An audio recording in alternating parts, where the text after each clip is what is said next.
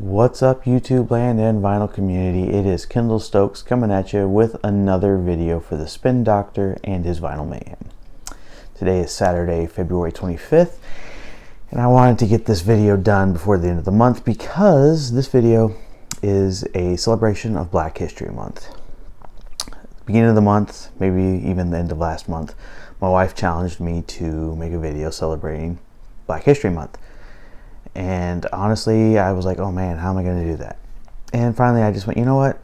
I'm just going to grab a bunch of records that I have for these black artists and just show them and be like, these are the artists that I have and that I really like and why I like them and, you know, the influence and all that kind of stuff. So I figured I'd get into it. So I'm just going to kind of do this, not in really any particular order. I'm going to try to do it in kind of an order of year, I guess you could say, and maybe the influence that they had. But here we go. So I'm going to start with jazz and start with Miles Davis Kind of Blue. Obviously, everyone, if you don't know, this record is pretty much the best-selling jazz record of all time. If you aren't a jazz fan and want to become a jazz fan, they always say start with this record.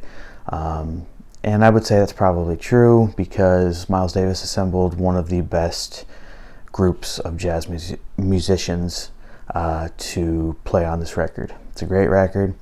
I myself am not the hugest Miles Davis fan. I think that's just because when it comes down to it, I'm not much into the trumpet per se. I'm more of a piano, guitar, saxophone. And I think that's why on this record I really enjoy John Coltrane and Bill Evans. I'm not going to focus on Bill Evans because, well, he's a white man, so we won't get into that.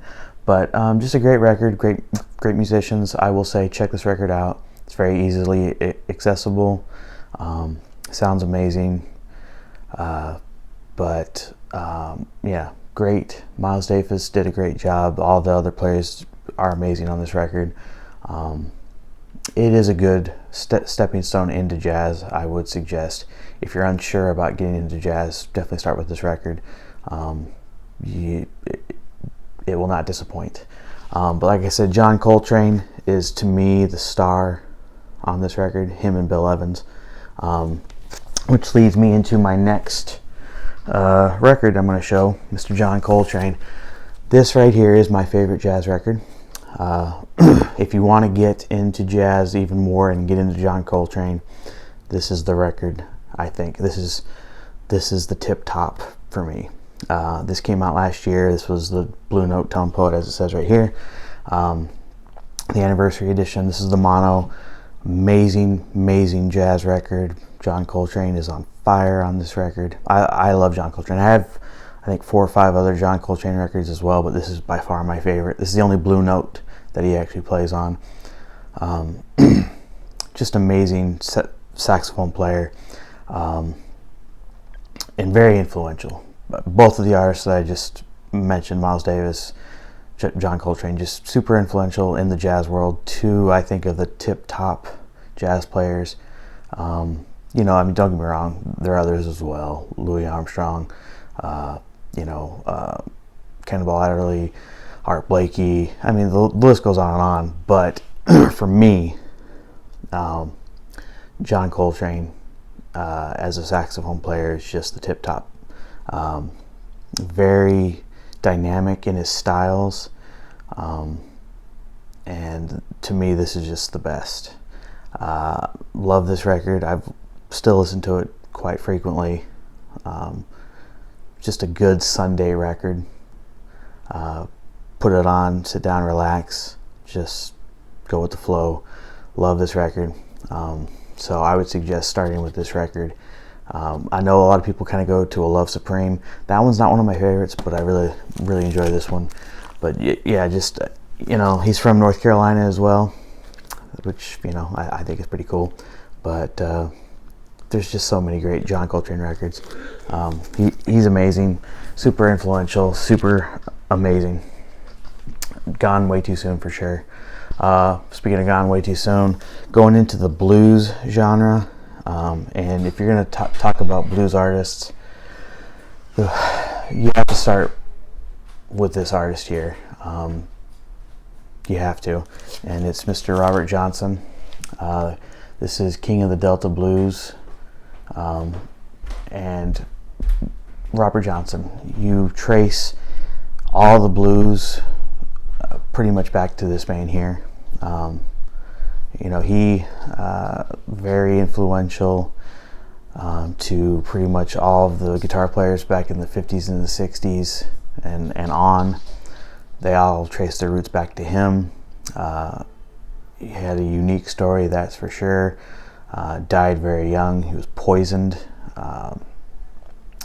But, just his style never replicated or tried to be duplicated, that's for sure, but never replicated.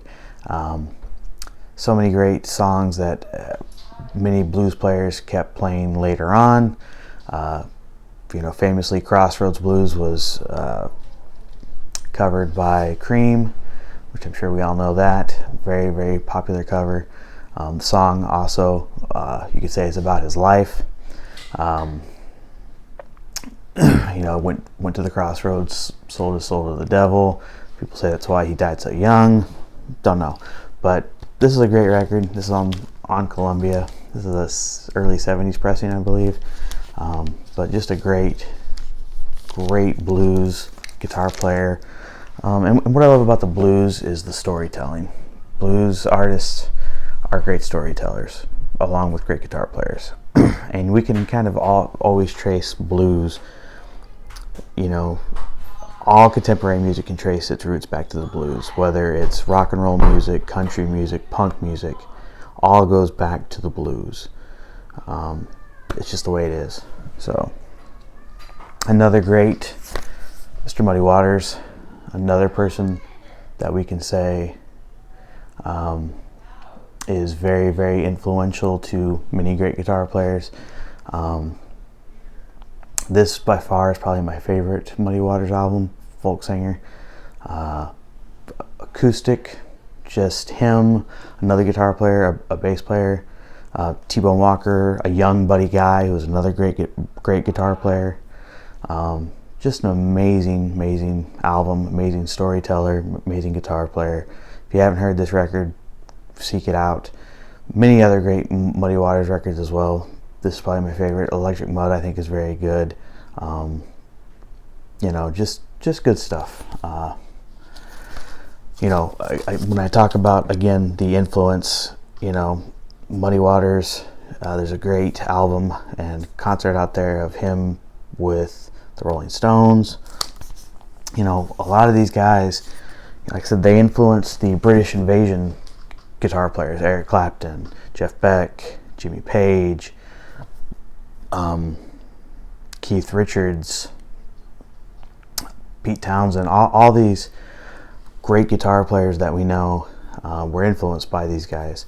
Another one I have here, Mr. B.B. King. This is the best of B.B. King. Of course, whenever you think of B.B. King, you think of him sitting on that stage with that guitar, that Gibson, Miss Lucille. Just again, one of my favorite records is that Eric Clapton, Riding with the King with B.B. King.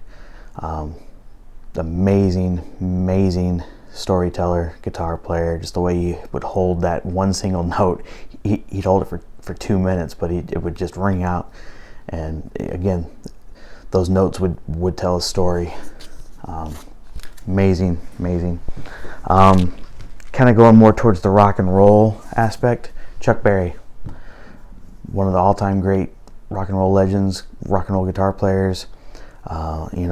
His riffs were honestly ripped off. He was given a writing credit on the Beach Boys because Surfing USA was ripped off from one of his songs, and so they made him give him a writing credit for it. If you go back and look at the first few Beatles records and Rolling Stones records, a lot of people they covered Chuck Berry songs on those records. They wanted to play early blues records and early rock and roll hits by these guys because they were influenced by them. Chuck Berry had so many great songs, and they wanted to play that style of guitar like Chuck Berry. Just amazing, amazing rock and roll. You know, I mean, that's where it really started. Another one, we want to go to that old rock and roll. You gotta talk about Little Richard. You know, not so much with the guitar, but with the piano. He'd, you know, be there at that piano, just moving those hips and his feet and playing that piano. Tutti Frutti, All Rudy. You know, Good Golly, Miss Molly. I'm just going brain dead right now, but so many great songs. This is a greatest hits compilation I picked up. So good, so good. You know, just so influential. His style. You know, I think of Bruno Mars when you know, and actually, let me even just go ahead and pull this guy out too. When I look at Bruno Mars, I think of these two artists, James Brown and Little Richard. It's like he was trying to emulate both of these guys right here. You know, great piano player and singer, great dancer and singer, also a great drummer, by the way, and band leader. But it's like Bruno Mars was trying to be both of these guys together. You know, both of these guys so influential in the 50s and the 60s and into the 70s with their songwriting, their style of singing, you know, funk and soul and rock and roll all put into one. Just amazing. You know, James Brown did so much. You know, James Brown would sing, he would dance, some of his albums are just instrumental albums, like that one I just showed, The Popcorn. He doesn't even sing on it. He just leads the band and he dances. It's a great funk record, actually. And, you know, you talk about influence of the Chuck Berrys and the Little Richards and the Muddy Waters and the Robert Johnsons, and because of that, you have this man right here with one. You know, this is Jimi Hendrix, Are You Experienced, one of the greatest debut albums of all time. And that guitar sound, you know, he wanted to have that. He wanted it to sound like Little Richard and Chuck Berry and Muddy Waters and Robert Johnson all into one. That's why his guitar sound was so crazy, because he just wanted it all in one. So very influenced by all of that sound. Amazing guitar player. You know, you ask any guitar player today who their inspiration was, they'll say Jimi Hendrix. But if you would have asked Jimi Hendrix back in the 60s and in the 60s who his influence was, he would have said, you know, Muddy Waters and Robert Johnson and, you know, all those guys. So it just goes to show you the progression of music. One guy I failed to mention, Ray Charles. Ray Charles kind of embossed all of it, because he would play all the styles of music. He'd play soul music, he would play jazz music, he would play rock and roll music, he'd play ballads, all of it into one. He'd play country music. I mean, and to go along with all that, he was blind. Just so influential in everything he did. And he had that unmistakable voice and sound. Amazing. And this was a record store release from the year before last or last year, I can't remember, but you know, this was his last album that came out, I believe, right after he passed away. But you know, it's called Genius Loves Company, and again, it goes to show you how influential he was, because this was an album that he did with other artists because they wanted to do duets with him. And I mean, we have Norah Jones, we have Natalie Cole, we have Elton John, we have Willie Nelson, we have B.B. King, we have Van Morrison, we have Michael McDonald, we have Bonnie Raitt, we have James Taylor, we have Gladys Knight. The list goes on. All these artists wanted to do songs with him. That's pretty influential. It's a great art, but it's a great album. Shifting gears a little bit, let's go to the groups. You know, in the 50s and 60s, we had, you know, the doo-wop kind of groups. And I say doo-wop, but it was just, you know, the vocalists that could harmonize and sing these beautiful songs, some of them up tempo, some ballads. And the Drifters for me is where it all started. I loved the Drifters, and the bands were kind of like, the members would sometimes be interchangeable. There'd be new members in every few years. And so, because some of them would go solo, and like the biggest guy to go solo from this group was Benny King. Benny King would go solo and have hits like "Stand by Me," "Spanish Harlem," "Rose in Spanish Harlem." But I mean, these guys had so many hits back in the '60s: "Under the Boardwalk," "Up on the Roof," on Broadway. "Save the Last Dance for Me." So many great songs, and for me, it was because of groups like this, and also groups like the Impressions. It's Alright, Keep on Pushing.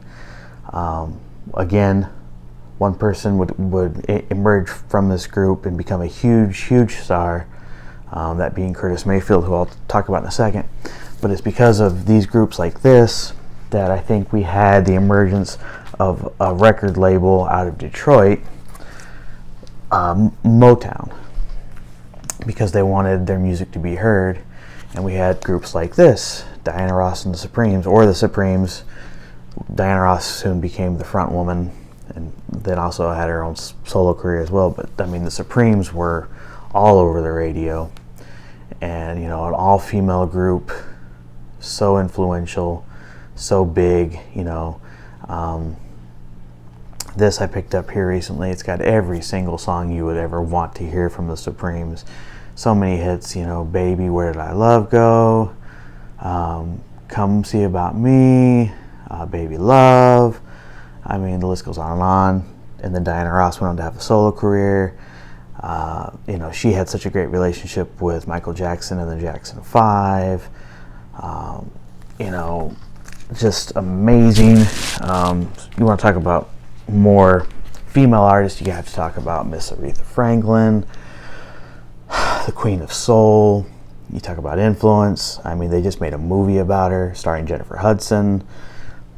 But I mean, this right here, Respect, Natural Woman, I Say a Little Prayer, what else is on I think? Chain of Fools.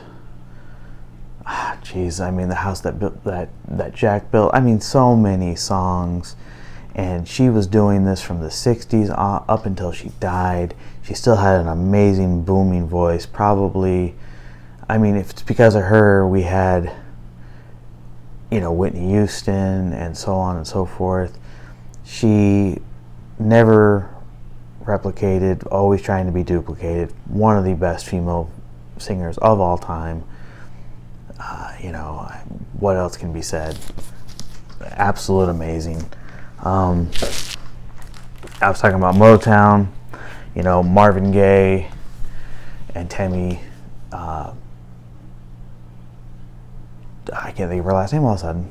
They had so many hits. Ain't No Mountain High Enough, and Marvin was doing his thing. I heard it through the grapevine. But then in the 70s, he took a little bit of a turn and he changed his style. Vietnam War was going on. His brother was over in Vietnam. So then this came out. It's one of the greatest albums of all time. I think it was voted #1. What's Going On? Gets a little more political, but just an amazing album, full of soul, full of feeling. Marvin has had one of the most amazing voices of all time. If you don't have this record, I would suggest getting it because it's just so good. Love this record. And you can just feel the emotion in this record. Definitely recommend that. I mentioned Curtis Mayfield earlier. This is by far one of the best Curtis Mayfield records. Don't get me wrong, they're all good, but this was actually a soundtrack to a movie back in the 70s, Superfly. I don't know how to describe it except for just funk. That last record I showed for Marvin Gaye was more soul, a little bit of funk. This is just pure funk. Very cool record. again, a little political at times, but just talking about what's going on in the 70s in the ghetto, to be honest with you. Very, very awesome record, though. Sounds great. Curtis Mayfield would sometimes get political as well, talking about what's going on in the world. Just a great vocalist. There was a album that came out right before he passed away called A Tribute to Curtis Mayfield, and it showed all the artists doing songs of his from when he was with the Impressions and his solo stuff, and just a huge list of artists from all different kinds of genres of music doing his songs, and it just goes to show how influential he was as an artist. Amazing record. I would encourage you to look it out. It's a tribute to Curtis Mayfield. Another great artist, just a great soul singer, Mr. Bill Withers. You know, you can't talk about Bill Withers without talking about one of the greatest songs of all time, Lean on Me. That song, just what it encompasses and what it means, you know, being there for your brother. And when I say brother, I don't mean like your actual brother. I'm talking about another person.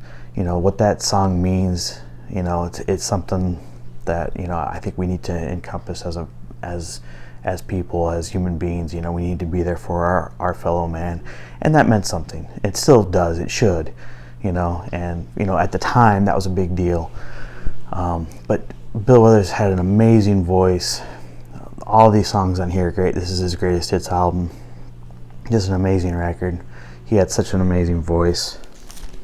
I'm trying to hurry up because this video is kind of going long, but I was talking about Motown earlier. You got to talk about Stevie Wonder. Stevie Wonder started so young at Motown, and he's still around today making music. This is Signed, Sealed, Delivered. He had so many great records. This is just one of them. I was actually just reminded of the Grammys, which I didn't really watch, but I always go back and try to watch the performances. And there was a performance on the Grammys, and it goes to show his influence. He did a duet with Chris Stapleton, who I think is great. Chris Stapleton's saving country music right now. But they did Higher Ground from Stevie Wonder's album, Inner Visions, I believe is what it is. It's probably my favorite Stevie Wonder song, which you talk about influential. That song was covered by Red Hot Chili Peppers in the 90s or late 80s. Can't remember the exact year that one came out for the Chili Peppers. But anyway, they did a cover of that. And it sounded so good because Chris Stapleton just has a great voice and can sing anything, and he proved it by singing that song with Stevie Wonder. And it just goes to show how Stevie Wonder can transcend all styles of music. You know, R&B, soul. This is on the Motown label, but R&B, soul, funk. You know, he started off, you know, in the 60s doing the whole Motown, you know, R&B. The 70s he turned to more of a soul funk thing. The 80s went kind of back to the whole R&B thing. You know, he just kind of went with what the times were. Great artist, great songwriter, great singer. You know, when you talk about the 80s, Michael Jackson, you know, was in the Jackson 5 as a young kid, and in the 80s he went and did his own thing, and then this record came out, blew up in America, blew up all over the world, you know, became the icon. I won't even talk about this record, but, you know. So, yeah. And just before I forget, we talk about influential artists and great artists. You know, I didn't even talk about reggae music, but Bob Marley. You can't talk about black artists, and you can't talk about that without talking about reggae music and Bob Marley and Peter Tosh. This is Bob Marley's Legend, his greatest hits album. It's a great album. And then also, you can't talk about the 70s and funk and soul without talking about Prince. Prince was very influential and just an amazing artist in general, as a songwriter, a singer, an instrumentalist, play every instrument there ever was. Freaking amazing. So that's just a small taste of the black artists in the world that transcended the world with their music. There's so much more out there. So much more out there. And I would encourage you to go and find all the music that's out there from these amazing black artists as we celebrate Black History Month for the next few days still. I didn't even talk about so many other great artists. This is just what I had in my collection.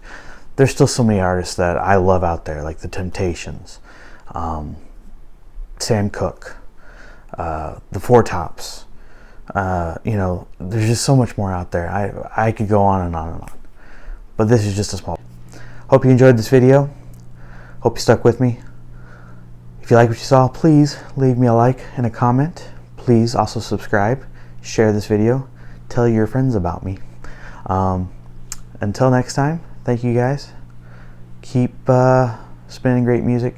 Keep finding great music. And until next time, love you guys. Peace out. Talk to you later.